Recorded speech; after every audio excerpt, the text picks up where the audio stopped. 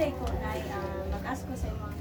Ay, first of all is mag-thank you ko sa paghatag nimo og oras sa pagkanda ko interview ani nay. Then kani siya is dili lang siya interview nay but also nga maka-contribute pud mo ani sa Philippine history sa atong contribution nami sa history is grabe na siguro, grabe yung pagkakang nakani kay also ang next generations po sa ato sa societies makabalo sila ay inani day ang inani day ang martial law nga kani sila nga mga tao is witness ato is kaning napasa nila ang ilang kaalaman aning yung martial law so first we can ask yung mga main nine sa mga dayon pwede ko mag-assign age during atong pag-upload sa martial law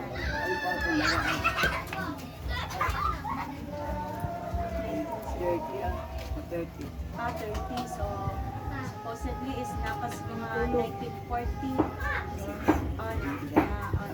tao so mag-ask day ko sa imong experience during sa martial law. Ay ako nga time ako kagbaytay hindi ako nag-iipay yun ka na hindi ka ang kanilay ang mga balay naman ako ilang panong wakan di doktor nilaban yung mga armas ang mga kasigas panagpunita ng detektor and ano gabi sa garubing ang dapat sila hiling ko ng pagkaran na sabi ang sigado ka ang gagara ng balay ang kuyawan na ako ang sarapon magian nila inaanak sabi na may mga tao ng katago pagdupikas na pag-gusto nila ka hilong kayo kulay-kulay magkaba katong pag-convert sa martial law is asa ka nagpuyo ani asa yung address asa naway diri sa Iligan City dayon mag-ask ko na iba kung unsay wala pa ni na-implement ang martial law unsa may kinabuhi niya ano di ako suod ang naligat ng tuba normal na kasi sa inyo sukad aning pag-abot sa martial law is hilong na kanya ito kay hindi nili mo pa yung gabi wala na yung maglako ng gabi wala na yung okay so ang pagkuan ba ng martial law na is kaning i-control lang ba or na pati ang human rights na tandog wala tanto din ako kay kung mugod ato nga kasi hindi ka kanakaw ako nang kapila managat ng pagkakas hindi ka panagat kay dakong nila naas sila gabantay dakong kanila kung wato ka gabi pwede ko nung matagag situation na parang pati sa imong rights sa imong pagkatao is nawala na tungod at ang martial law. Oo, kaya ako nga time nga matutugod ka mo sa ato nakuwi ka mo matutugod ka mo sa ato kay tungod sa time limit. So, na-jig mo yung limit nga magawas. Dili mo basta-basta kagawas o pan. Hindi ka Pinoon, kung natin na kung ato kay Pinoon ano kay ito ba, marag natin walay sama mo tungod sa ano pa ng tao pagdalili ng tao maghibos ito ang kapalakan ito kay hindi ka kapag ginabuhi kay sa bila ng gabi nagat ako may suwan ang kapalakan kay kaapon sila ka spice ang lugar sa nakas sila ka ang pag-implement ba ning martial law na is kanang nakabalo ba mo through news, radio or kaning sa mga tao lang nadunggan lang ninyo kay kuan mong according sa akong research is katong pag-declare daw ng martial law is gipalong daw ang electricity at patay dayon kuan naglibog jud ko kwarto, di araw, wala ko yung suga. Ay, walang, masyado na kaya. Dayon, Nandang tapos, sakit na ba dayon, giunsan yung pagkabalaw nga, alam, magsugod na ang masyado. Giunsan yung pagkabalaw. Kuha, ako na balita na dayon. Kuha na dayon ang kuha. Radyo. Yung kanito, yung radyo ako. So, balita lang dayon. Kaning pag-declared ang martial law na, unsay reaction nimo?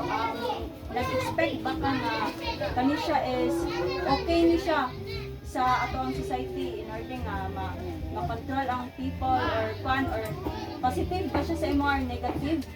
Bigat na para sa people. Kuyawan nila ako. Kay unsay kwan ay dai ko nang buyawan ka. Kung kuhan kung kanang kuhan na gutang mga sundalo. Kuyawan na kami. Kuyawan sa tabi mga pagbuto na. Nagbubat na. Diba? Kaya ka nang ipangkuhan ako. Ang kapag-ito ako. Kaya nang ipang yung ganang mga disalvage. So, when it comes sa kwanay, sa militaries and police na, which is mao ang handle sa pagkontrol sa mga tao, unsay imong nakita sa ilanay, kwan ba sila, maayo ba ang ilang pagtrato sa mga tao, which is, usually ang mga tao sa una is na hadlok na kayo sa martial law, ang ilaha bang gibuhat sa una is, i-handle ba nila tong pagkatong sa mga tao? Yun sa nila pag-handle tong Kapag kuhan, ang hadap niya sa mga sila lang pangkuhan ang mga balay, pang-alukapan ang sila sa mga balay. Ito na tayo. Pang nila ang mga dipikta, ang kasiyas, mga balay, ang dipiktor. Ang kuyawan na niya ako, kay ang mga magbubat na yun. Yung mga ilang like, ang pagkuhan ba nila na pagsulod ba nila sa inyo is kwan, kaning nangayo sila permission sa inyo or direct lang nga sulod? at ang kuhan at ang isuon, pinapagkawason. Gawas na diya. Gawas mo gawas. Yeah. Sa like sa pag-approach sila sa inyo balay nga pwede musulod mi sa inyong balay like nanangid sila sa inyo. Wala. Walang sila ako. Muna si Kuan. Mandir tato. Okay. Gawas sila. Paggawas ako. Suay paggawas mo. Sabi sa ako, nag-aala ko pisula. Ako ito, nagkulog-kulog ako kay pisula niya naman sa iyo kung gawas suon. Wala pa kung bukat yung sulit. Kabalo mo po siya. Kung gawas siya. Kung unsay na-observe ba ninyo sa mga police at military at that time like okay ba sila sa kwan kwan ba sila as nagpaka-uniforme ba sila or di-abuse nila ilahang kwan ilang oh yes what I mean is kaning ila bang gigampanan ang ilahang pagka-police sundalo or medyo ni nanubra sila sa ilang pagkon sa inyo? Marami lang, ang kuban ato nga nanubra. Ito nang dito sa mukha pa nga. Ang muna sinihati dito nga. Nanunod sila dito. Magkatiin. Ang baytay ng kubingan. Wala mo po yung ban na bato dito. Sila sila. Ang kuban ato sa mukha. Ang mga sinasyalan ko nga. Ang kuban. Nisubra po sila pa. Kaya ito ang ano nila ang mga pa. Ang sudan nila ang mga malaya ko na Victor. Ito ko ng kandata. Naman po yung ban nga dili. Mga pagkumaadlaw. Kada adlaw po sa adlaw gabi asa dito sa katamatayan. Naa ba kayo na witness na situation na nadakpan jud siya mismo sa pan? Wala. Ay wala. So, pan. Proceed dito sa Wala man kayo. so Pagsige lang to rally ang natao ko sa rally. 1986 ako nang tayo pag sa martial law ako. So, kaning pag-declared sa martial law na is giunsa pag how does it affects the community or sa mga tao di Pagkidawat. unsa ni naka-apekto sa para sa mga tao Kapag yun na boy, ang panglaboy. boy, Naay kundi according sa mga research base, naay some the state dadto nga ang martial law daw sa una is okay para sa ila kay tungod sa gagmay ang pamalitunon dayon, and also naapod day mga like budget ang budget nga gipanghatag ang government, so wala ko kasi nagtatagan pero ka sa uban. nakaabot mo atong gagmay pang pamalitunon. That's right. So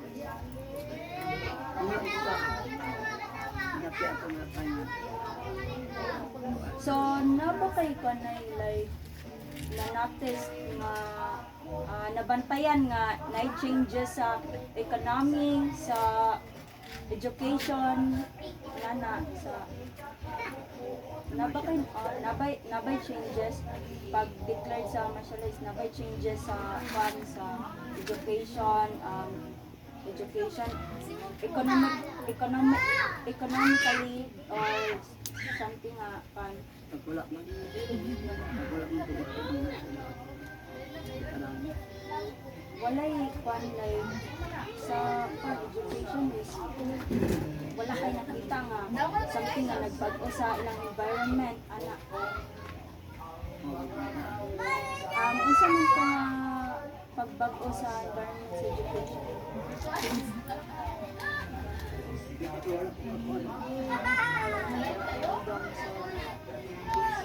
So, kaning pagkuan sa martial law is unsay kuan ani unsay epekto ani sa pag communicate mo sa imong mga friends, sa imong pamilya nga lagyo kuan ba siya kaning okay lang gyapon ba siya nga connected lang mo or na something na Dito ang pagkakita ng pagpunta sa party ng mga pwede mga kuan. Wala man po electric. Ano ang sinabi? so sabi sa pagpanay na English no?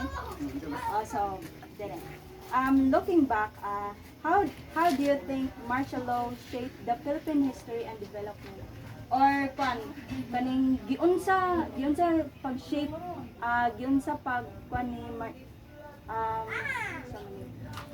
unsay na murag like na contribute ni martial law sa Philippine history or sa development sa Philippines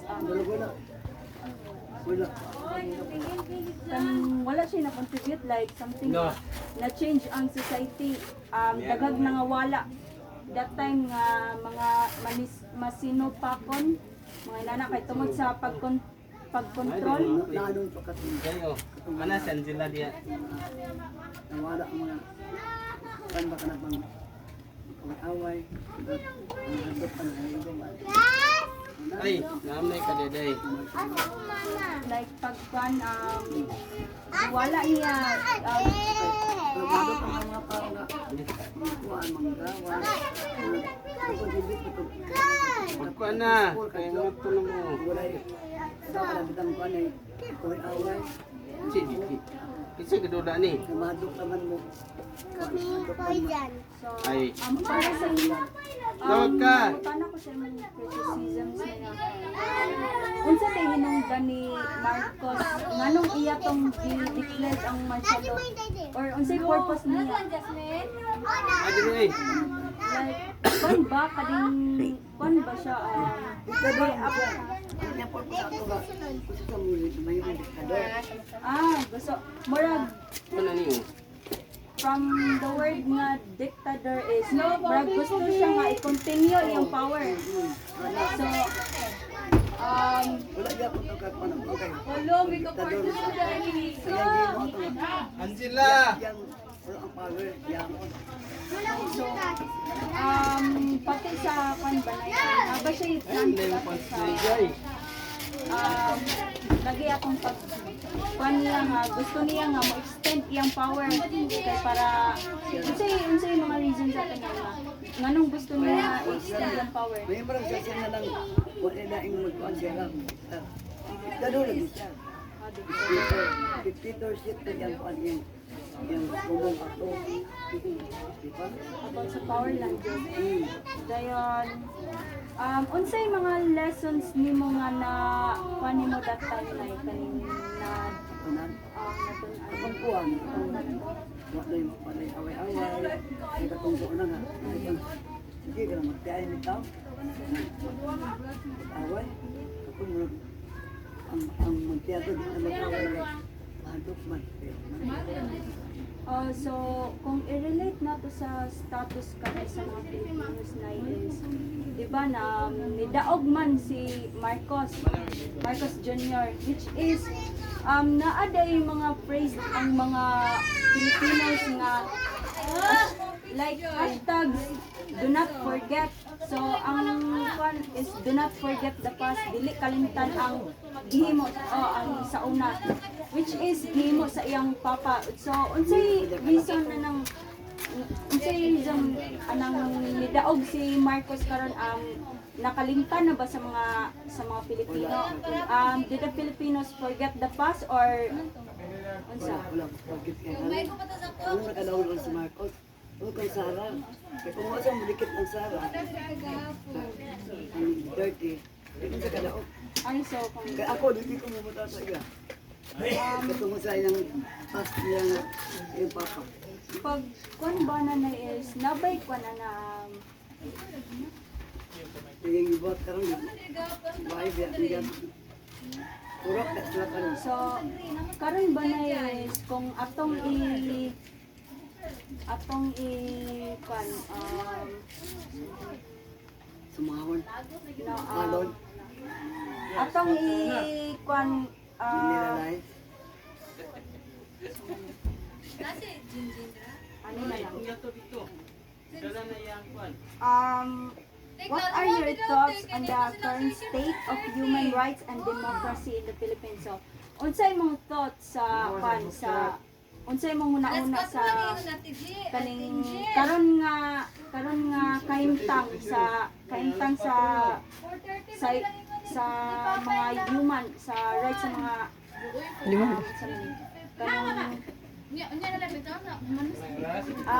atong kwan bitaw ato ang rights sa human sige and then and democracy in the Philippines. Unsa imong kwan like perspective nimo sa like nabay changes ang kwan ang human rights karon sa human rights and democracy diri sa Pilipinas ang pagban ang paghigala nila sa mga tao nabay changes. Yan yung kasi ako. Ano, utang na niya ang tao ng Marcos na mupan sa iya mo, agin sa iya, bukan sa ka. So Diba? so sa dito to sa human rights ni naabay ng bag-o karon kung i-compare natin siya sa last nga pagpan sa martial law. Unsay mga changes na nabantayan sa human rights nga imo na jung nakuha karon nga like sa una is kana siya dili nimo makuan for example is free speech or sa man na free speech or pag kuan kaning walay time limit kanang freedom nakuha ba nimo karon nakuha na ba nimo lang ang freedom of kuan pagstorya og O nakuha man karon to. Pero sa pagkakaroon ng Diyos, ang panggibat ng nila, murag nilang gibalik ang amahan. Kaya diba, mukuhan ang kuhan ka ng mo against ka sa ilang ilang kasuhan ng mga vlogger gani. Kasuhan nila kuhan. Content nila. Diba?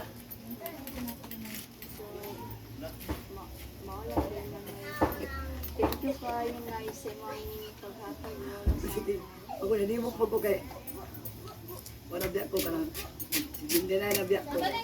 Hindi magpala ko mama. Isa na ko ngayon ako ba ba? Salamat kayo na ha sa paghatag. Yan, okay na to? Bon, oh, so